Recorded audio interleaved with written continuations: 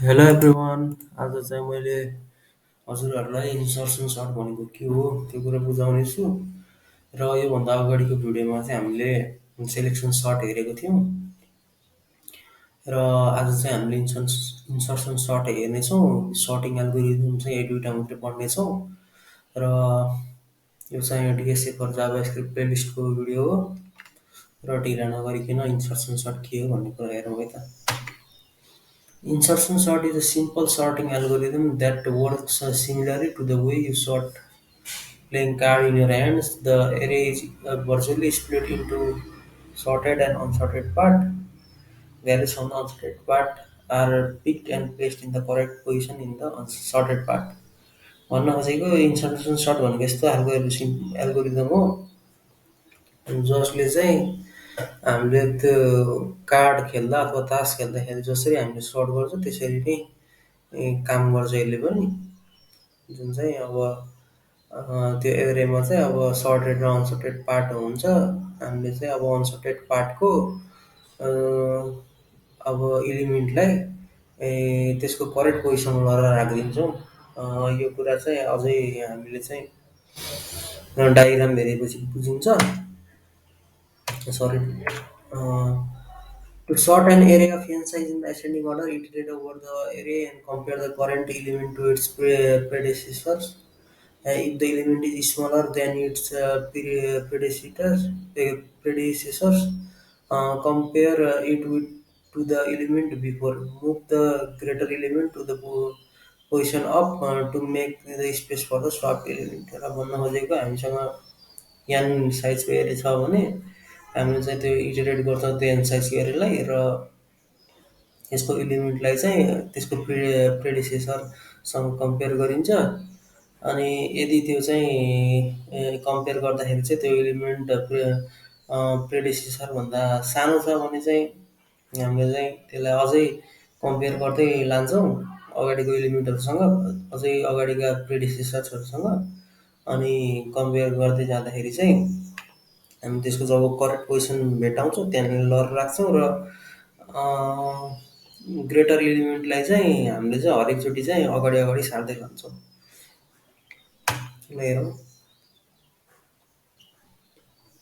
यसरी हामीसँग एउटा एरे छ।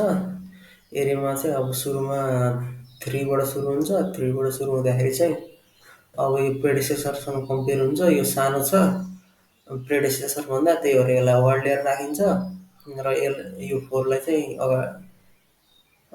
अगाडि सारिन्छ। अनि अर्को अर्को लुपमा चाहिँ फेरि के हुन्छ त भन्दाखेरि 2 को पालो आउँछ। 2 चाहिँ 4 सँग कम्पेयर हुन्छ, सानो छ त्यही भएर 4 लाई अगाडि सारिन्छ। त्यसपछि फेरि 3 सँग कम्पेयर गरिन्छ। 3 पनि के हुन्छ त भन्दाखेरि सानो छ त्यही भएर 3 लाई यहाँ 4 को ठाउँमा राखिन्छ र 2 चाहिँ यसको करेक्ट पोजिसन यहाँनिर हो त्यही भएर यहाँनिर लर राखिन्छ। यसरी पालै पालो हामीले के गर्छौँ त जबसम्म हाम्रो एरे सर्ट हुँदैन अथवा हामी चाहिँ लास्ट एलिमेन्टसम्म पुग्दैन तबसम्म हामीले के गर्छौँ त भन्दाखेरि यो लुपमा चाहिँ चल्ने रहनेछौँ। यसरी यहाँनिर हेरौँ, अब मानव 10 को पालो आयो। 10 चाहिँ के छ त अब यसरी कम्पेयर गर्दाखेरि अगाडिको प्रिडिसेसरहरूभन्दा सानो छैन यो, त्यही भएर यहाँ चाहिँ केही पनि गरिएन। त्यसपछि 12 को पालो आउँछ। 12 पनि केही गर्नु परेन र 1 को पालो आउँछ। 1 चाहिँ हरेकसँग कम्पेयर हुँदै जान्छ। कम्पेयर हुँदाखेरि चाहिँ के हुन्छ खाससँग यहाँनिर डायग्राममा देखाएको छैन, तर म चाहिँ अहिले तपाईँहरूलाई भनिदिन्छु यो कुरा चाहिँ पछि इक्जाम्पल गर्दा पनि सजिलो हुन्छ। 1 चाहिँ 12सँग कम्पेयर हुन्छ। त्यसपछि 1 चाहिँ सानो छ त्यही भएर 12 लाई 1 को ठाउँमा राखिन्छ। अनि 10 सँग कम्पेयर हुन्छ। अनि 10 पनि सानो ठुलो हो अथवा यो 1 भन्दा सानो हो त्यही भएर चाहिँ हामीले फेरि 10 यहाँनिर राखिन्छ। 4 लाई यहाँनिर राखिन्छ। 3 लाई यहाँनिर राखिन्छ। 2 लाई यहाँनिर राखिन्छ। अनि त्यसपछि यसको करेक्ट पोजिसन यहाँनिर हो भनेर यहाँनिर ल्याएर राखिन्छ। त्यसरी 5 को पालो आउँछ। 5 पनि 12 सँग कम्पेयर हुन्छ। 12 यहाँ जान्छ। 10 सँग कम्पेयर हुन्छ। 10 यहाँ 12 को ठाउँमा जान्छ र 5 अनि 5 फेरि 4 सँग कम्पेयर हुन्छ। 5 सानो हो त होइन, होइन भनेपछि यो करेक्ट पोजिसन यहाँनिर रहेछ त्यही भएर हामीले के गर्छ त भन्दाखेरि यहाँनिर ल्याएर राख्छौँ है। यसरी फेरि 6 को पालो आउँछ। 6 यसरी कम्पेयर हुन्छ 12 सँग। 12 अगाडि जान्छ। 10 पनि अगाडि जान्छ र 5 भन्दा सानो हो त होइन, होइन भनेपछि के गर्ने त यहाँनिर 10 को ठाउँमा के ल्याएर राख्ने त हामीले 6 ल्याएर राख्ने हो। यसरी हामीले चाहिँ हरेकचोटि चाहिँ के गर्छ त इन्सर्ट गर्छौँ। यसलाई चाहिँ के गर्छ त करेक्ट पोजिसनमा इन्सर्ट गर्ने कारणले नै यसलाई हामीले चाहिँ इन्सर्सन सर्ट भनिने हो है।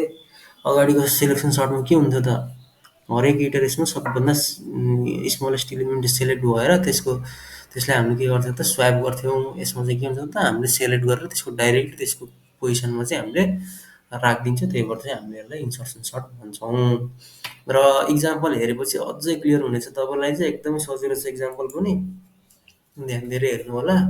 र यदि बुझ्नु भएन भने एकचोटि भिडियो हेर्दा बुझ्नु भएन भने फेरि यो भिडियोलाई रिपिट गर्नु होला। यो अलिकति अरू इक्जाम्पल भन्दा अलिकति कम्प्लिकेटेड छ, तर राम्रोसँग ध्यान दिएर हेर्नु भयो भने एकदमै सजिलो छ यो पनि।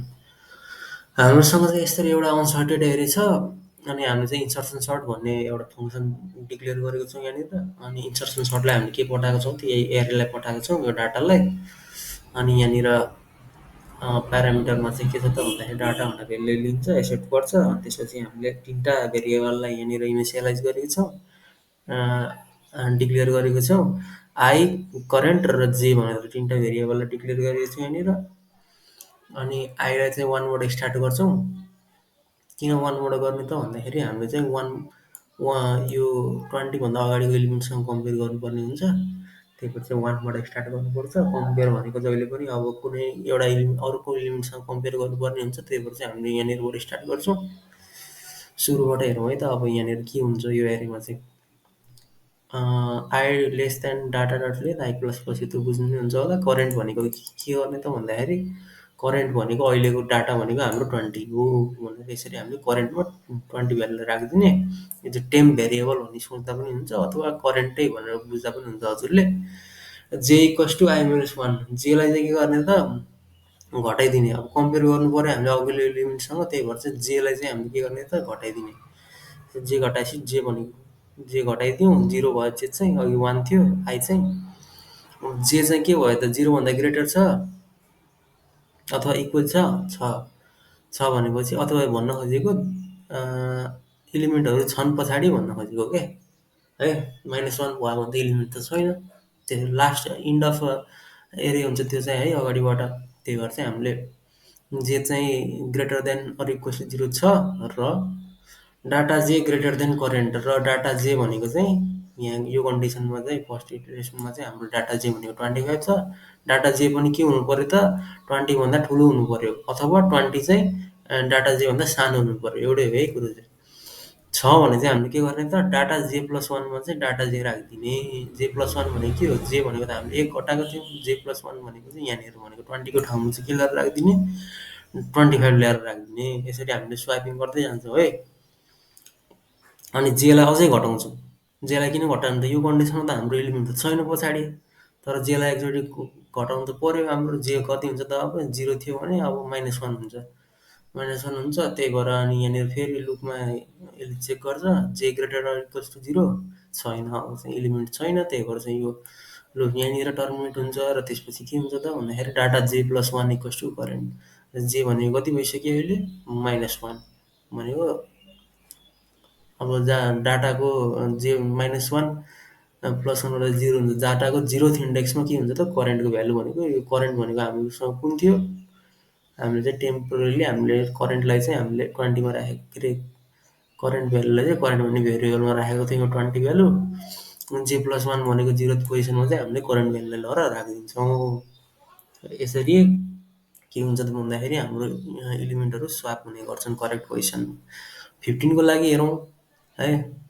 15 को लागि हेरौँ। अब यहाँनिर के छ, 20 छ, यहाँनिर 25 छ, यहाँनिर 15 छ है। यहीँको कन्डिसनमा चाहिँ म यहाँनिर तपाईँहरूलाई कन्सोल गरेर पनि देखाउँछु, अझै क्लियर हुनुहुन्छ तपाईँ।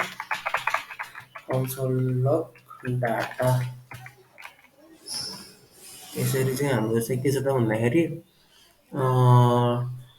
यहाँनिर के छ भन्दाखेरि, अब 20 र 25 स्वाप भयो। अब आउँछ पालो,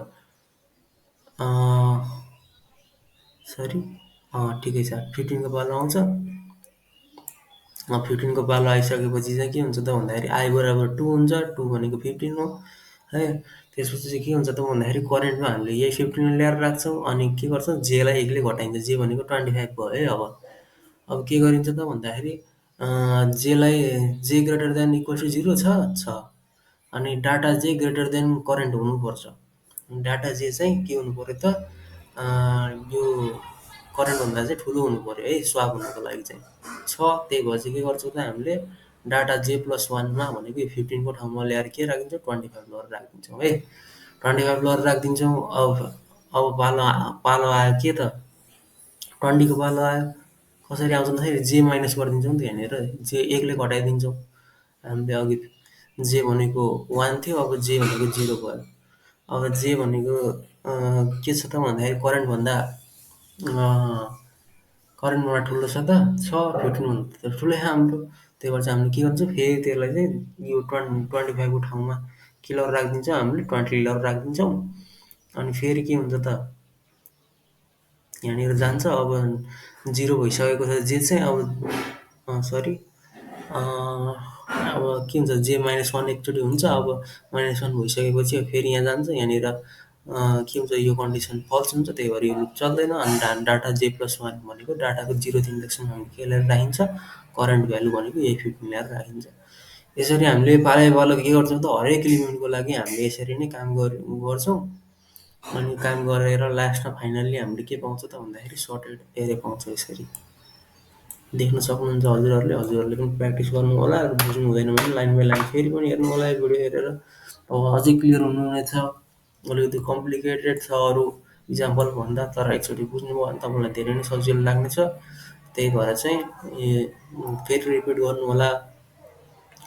यो इक्जाम्पलको लागि चाहिँ यति नै छ र नेक्स्ट भिडियोमा चाहिँ मैले अब यो दुईवटा या दुई तिनवटा इक्जाम्पलहरू गराउनेछु हजुरहरूलाई जुनले चाहिँ तपाईँको लजिक बिल्डिङलाई अलिकति स्ट्रङ बनाउनेछ। हाम्रो चाहिँ प्यालिन्ड्रोम भनेको के हो हामीलाई दिएको स्ट्रिङ प्यालिन्ड्रोम छ कि छैन भन्ने कुरा पत्ता लगाउने एउटा एल्गोरिदम सिकाउनेछु तपाईँलाई। यति नै छ यो भिडियोको लागि चाहिँ र यदि हजुरहरूलाई भिडियो मनपर्छ भने लाइक गर्नुहोला र यदि कुनै पनि कन्फ्युजन छ भने कमेन्ट बक्समा कमेन्ट गर्नुहोला र यस्तै आउने अपकमिङ भिडियोज हेर्नको लागि च्यानललाई सब्सक्राइब पनि गरिदिनु होला। See you in the next video.